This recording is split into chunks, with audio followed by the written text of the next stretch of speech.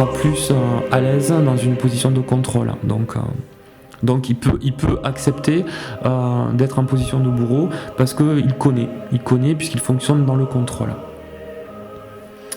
Alors, dans la relation d'amour divin, par un effet miroir, la rencontre des deux jumeaux va bien sûr ouvrir tous les chakras, les 7 chakras que chaque être humain possède.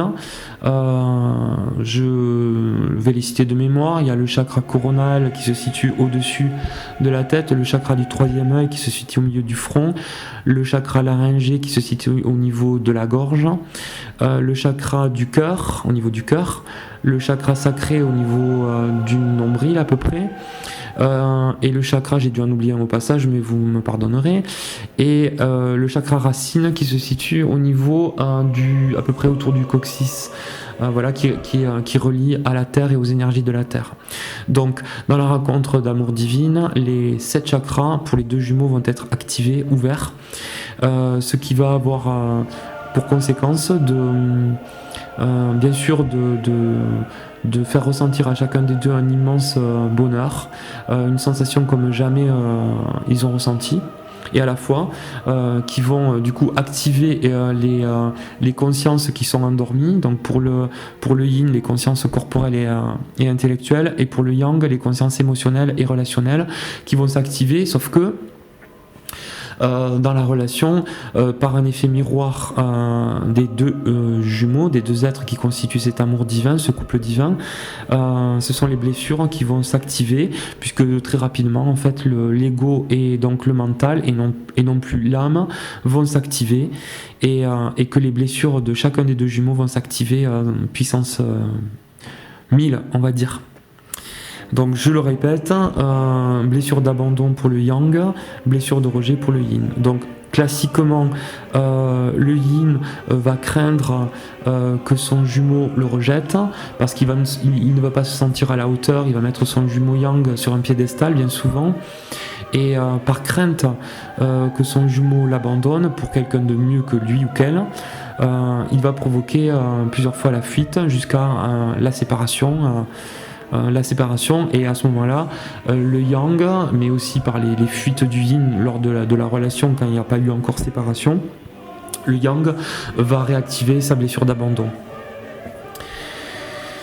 Je l'ai dit au début de la vidéo, c'est au moment de la séparation donc que le travail va s'amorcer en fait pour les deux jumeaux de façon différenciée, puisque le jumeau yang étant celui qu'on appelle aussi éveillé, va assez rapidement, disons, va s'effondrer, son ego va s'effondrer, c'est-à-dire tous ses mécanismes de défense vont s'effondrer, et puis bon, c'est ça ou mourir, donc pour lui, donc il meurt en fait, c'est comme si on lui arrachait les tripes, la séparation, donc peu à peu, pour survivre, il va faire un travail soit d'ordre thérapeutique, psychologique, un travail de parole, et surtout un travail au niveau des énergies. En fait, il va prendre soin de lui peu à peu, et il va engager un processus spirituel qui va lui permettre de s'unifier à l'intérieur de lui, puisque les 4 consciences vont tendre à s'éveiller, et c'est ce qu'il va rechercher. À ce moment-là, bien entendu, pour le yang, il ne faut surtout pas essayer de convaincre le yin de revenir avec lui, ou de lui donner des explications, ou d'expliquer le lien de flamme jumelle si le yin n'est pas prêt à l'entendre. Il ne sera certainement pas prêt à l'entendre d'ailleurs, puisqu'il va s'en protéger, et il va faire off sur son interrupteur dans sa tête, le yin, et il va s'enfuir pour éviter de souffrir, parce que le yin, ayant vécu cette blessure de rejet de manière très très forte, va s'enfuir pour se protéger, pour survivre aussi. Voilà. Pour le jumeau de polarité yin, en fait, la guérison, le processus de guérison va démarrer avec une succession bien souvent de catastrophes qui vont lui arriver, notamment qui vont toucher à son corps, c'est-à-dire qu'il risque de tomber malade, d'avoir des accidents, de provoquer des accidents, enfin d'avoir des douleurs, d'avoir des maladies, et peu à peu, alors ça prendra plus ou moins de temps, entre quelques jours, plusieurs mois ou des années. Quand il va engager un travail spirituel et un travail de connaissance de soi par une psychothérapie surtout, mais aussi par un travail spirituel, peu à peu, il va prendre conscience de qui il est et ça lui fera un petit peu moins peur parce qu'il va se rendre compte qu'il est quelqu'un ou elle est quelqu'une. Alors ça concerne pour les deux jumeaux. Sur la question de la résolution de cette souffrance, de cette douleur liée à la séparation se fera en intégrant réellement pour les deux jumeaux que la relation telle qu'elle fonctionnait dans les premiers temps est terminée. C'est-à-dire que c'est une relation qui... alors c'est un deuil à faire, très difficile, puisque en fait c'est la relation qui vous a donné le plus de bonheur à l'un et l'autre, mais qui a provoqué aussi des très très profondes blessures. On en a parlé dans la première vidéo. La traversée de la nuit noire de l'âme est une traversée terrible où l'ego des deux jumeaux s'effondre. Donc on a l'impression de mourir. Donc en fait, l'idée peu à peu, progressivement, c'est de se dire que la relation telle qu'elle fonctionnait est terminée. C'est de faire des recherches aussi, des lectures, de faire de la méditation, ce qu'on veut, de la sophrologie, de la prière, des prières, pour peu à peu essayer de s'équilibrer à l'intérieur de soi et au fond, en fait, de se guérir profondément. Non pas grâce à l'autre, là où on pensait peut-être les deux que c'était l'autre qui nous guérissait, qui nous rendait heureux, non, en se guérissant soi-même à l'intérieur de soi. Donc de se dire que cette relation-là, elle est terminée telle qu'elle fonctionnait auparavant. Donc je le redis, c'est un deuil qui est douloureux, puisque c'est faire le deuil d'une relation qui est aussi magnifique, autant qu'elle est douloureuse, qui a été aussi magnifique, autant qu'elle était douloureuse, qui était magique, autant qu'elle était devenue presque maléfique, par certains côtés on pourrait dire. C'est de ne pas rechercher non plus à tout prix de revenir avec la personne, c'est de ne pas rechercher non plus par tous les moyens qui existent de renouer absolument le lien. Par contre, si vous avez le besoin, et que c'est dicté par votre cœur et votre âme, le besoin de reprendre contact, faites-le par téléphone ou en se parlant en vrai, en présence des corps, et non pas par SMS ou par mail. Et faites-le uniquement avec le cœur, parce que c'est le cœur qui vous appelle, c'est votre âme qui vous y appelle, et ne craignez pas l'absence de réponse de l'autre. L'absence de réponse, si elle vous fait souffrir, va vous permettre de travailler sur ce qui est touché en vous en termes de blessures, de non-réponse par exemple. Qu'est-ce que ça évoque pour vous dans votre enfance, qu'on ne vous réponde pas ou qu'on ne fasse pas cas de vous, qu'on donne l'impression de ne pas faire cas de vous, etc.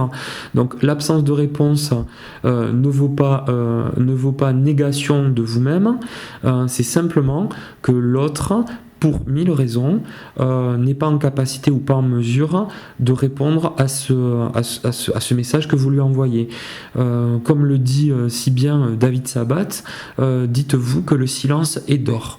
Et ce n'est pas parce qu'il y a une rupture de lien, de communication, que le lien d'âme est clos, est arrêté. Ce lien d'âme, si on est dans une relation d'amour divin, ne s'arrête jamais. Ne s'arrête jamais, il ne se défait jamais, il ne se détisse jamais.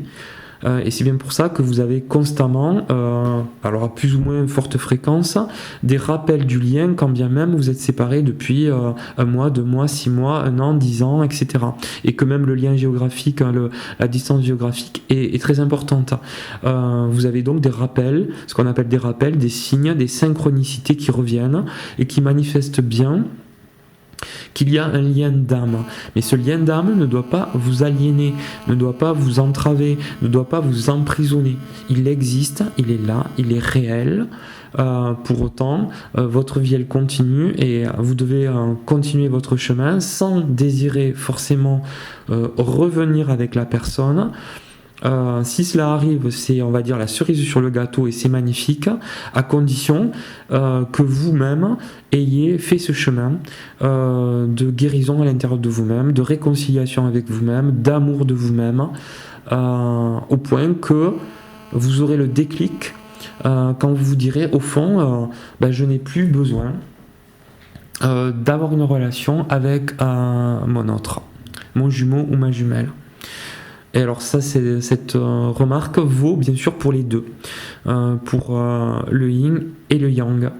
Pour le yin, celui qu'on appelle le renard, c'est très moche, ça veut dire le fuyant, et le yang pour celui qu'on appelle le chaser, celui qui chasse. Bon, alors je rejette un petit peu ces deux appellations-là, et je préfère parler de yin et de yang, ou si vous voulez mieux, de porteur de mémoire et de porteur de réunion. Porteur de mémoire, je rappelle, le yang, ce qui ne veut pas dire qu'il est plus intelligent que l'autre, pas du tout, c'est juste qu'il a une conscience plus rationnelle et inscrite de la nature du lien. Il le réalise de manière plus consciente, en premier en tout cas. Tandis que l'autre, c'est le porteur de réunion, donc le yin, et si il y a retrouvailles, ce sera bien souvent, voire pratiquement tout le temps, à l'initiative véritablement du yin quand il sera prêt. Donc pour le yang, le travail va être un travail de lâcher prise, de lâcher prise sur son contrôle, sur son ego égotiste, et en fait de laisser libre cours à son enfant intérieur qui enfin va pouvoir s'exprimer. Et ça va se manifester par finalement une plus grande confiance en lui, beaucoup plus de légèreté, son humour qui va se révéler, et puis vraiment son centrage et sa légèreté. Voilà, le yang il va devenir un peu plus enfant et plus calme, plus serein, moins dans le contrôle, moins dans l'orgueil. Et pour le yin, le travail va être un travail de centrage et d'analyse aussi, de travail sur soi, qui va lui permettre de comprendre en fait son fonctionnement et au moment où il pourra se rendre compte qu'en fait, dans le cheminement avec son jumeau, eh bien à des moments, il a fui par peur et qu'il pourra identifier ces peurs-là et surtout apprendre à se connaître et à s'aimer également. Donc vous voyez, le programme est à peu près le même pour les deux, sauf qu'il se construit pas de la même manière à partir du moment où les blessures étant différentes, les mécanismes de défense étant différents, les comportements étant différents, voire opposés, comme deux aimants qui se rejettent, eh bien le travail va être aussi un petit peu différent. Ce qui est important dans le processus de guérison, donc là je parle bien de donc la résolution c'est, je le répète, c'est se dire que c'est arrêter de se dire qu'on veut absolument revenir avec l'autre, c'est travailler sur soi et se dire voilà, je vais le faire pour moi-même, pour apprendre à me connaître et apprendre à m'aimer. Pendant ce travail de guérison, en fait, il faut savoir que le lien d'âme continue à opérer, notamment quand l'un des deux jumeaux est en train de se guérir, cela a un effet énergétique sur l'autre.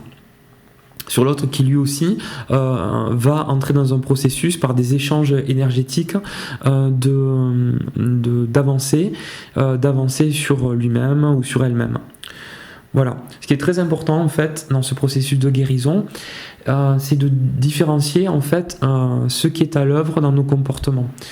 Alors c'est plus ou moins simple, mais ça peut pas se faire tout à fait tout seul. C'est-à-dire d'arriver à identifier ce qui dans nos comportements est ce qui dans nos comportements est motivé par notre mental et notre ego, ou alors ce qui dans nos comportements est motivé et poussé par notre âme. Alors, je vais vous donner un exemple.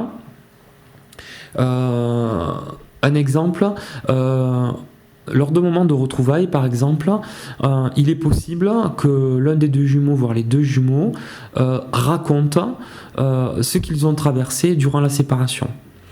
Alors, ce que vont raconter les deux jumeaux pendant la séparation, si c'est pour faire payer à l'autre ce qu'il a souffert, ce que le jumeau a souffert, là on sent bien que c'est l'ego et le mental qui est aux commandes. Voilà. C'est-à-dire que l'idée à ce moment-là, c'est de convaincre l'autre qu'il nous a fait souffrir. Donc ça, c'est l'ego et le mental. C'est vraiment pas une bonne idée du tout. Par contre, il est possible de parler avec délicatesse, légèreté et subtiliser sans accuser l'autre, sans le culpabiliser de la souffrance qu'on peut avoir traversée ou des douleurs que cette séparation a pu produire ou de la douleur que le comportement de l'autre jumeau produit sur nous-mêmes. Voilà, donc en se disant, c'est dans nos ressentis qu'on peut distinguer ce qui est à l'œuvre, si c'est l'âme ou si c'est l'ego et le mental. C'est tout simplement en étant attentif à ce que ça produit à l'intérieur de nous, dans notre être tout entier. Si on sent un calme, une sérénité, une plénitude, un sentiment de justesse dans nos mots et dans nos comportements, eh bien c'est notre âme qui pousse à exprimer, à pleurer par exemple. À ce moment-là, c'est notre âme. Quand on se sent en colère, agité, avec de l'excitation et tout, ou une volonté de convaincre, etc., là c'est notre ego et notre mental qui sont aux commandes. Voilà, donc ça c'est très important et je ferai une vidéo qui sera donc une vidéo impaire, puisque la 1, la 3, la 5, la 7 seront des vidéos plus longues et explicatives, tandis que les vidéos paires, la 2, la 4, la 6, la 8, etc. seront des vidéos plus courtes pour aborder juste une thématique qui concerne ces relations-là. Donc voilà, je vous remercie beaucoup et pour résumer, je dirais juste la résolution, c'est travailler sur soi, pour se découvrir, pour apprendre à s'aimer, trouver l'unité en soi et en se disant, en ayant fait le deuil de la relation d'avant, mais pas du lien d'âme. Et notre résolution, c'est de nous aimer nous-mêmes pour encore mieux aimer les personnes, nos amis, notre famille, nos proches, nos amours à venir et bien sûr notre jumeau ou notre jumelle, de l'aimer de manière juste et vraie, que ce soit dans une relation vécue, ce qui est tout à fait possible et merveilleux, ou bien dans une relation pas forcément qui sera vécue, on va dire, dans la chair, dans l'incarnation, mais qui sera vécue dans l'acceptation de ce lien d'âme et de manière inconditionnelle. Je vous serre très très fort contre mon cœur et ce chemin est un chemin de guérison et de joie, quoi qu'il advienne.